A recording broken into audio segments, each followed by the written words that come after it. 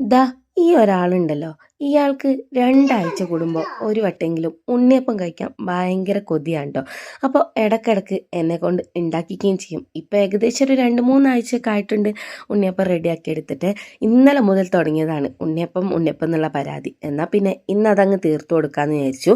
ഞാൻ എപ്പോൾ ഉണ്ണിയപ്പം റെഡിയാക്കാൻ നിൽക്കുമ്പോൾ എൻ്റെ ഒപ്പം തന്നെ വന്നിരിക്കും കേട്ടോ. ഫസ്റ്റത്തെ ട്രിപ്പിൽ ആയത് അവൾക്കങ്ങ് കഴിക്കാൻ വേണ്ടിയിട്ട്.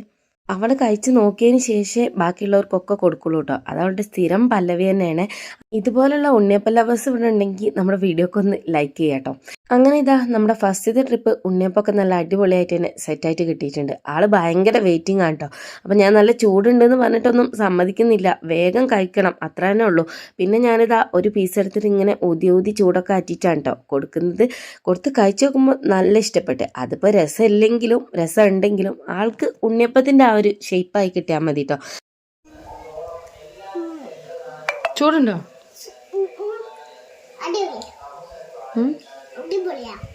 അങ്ങനെ അവൾക്കുള്ളതൊക്കെ അത്യാവശ്യം കഴിച്ച് വയറൊക്കെ ഫുള്ളാക്കി കഴിഞ്ഞപ്പോഴത്തേക്കിന്ന് അവിടെ ഉപ്പച്ചി വന്നിട്ടുണ്ടായിരുന്നു കേട്ടോ.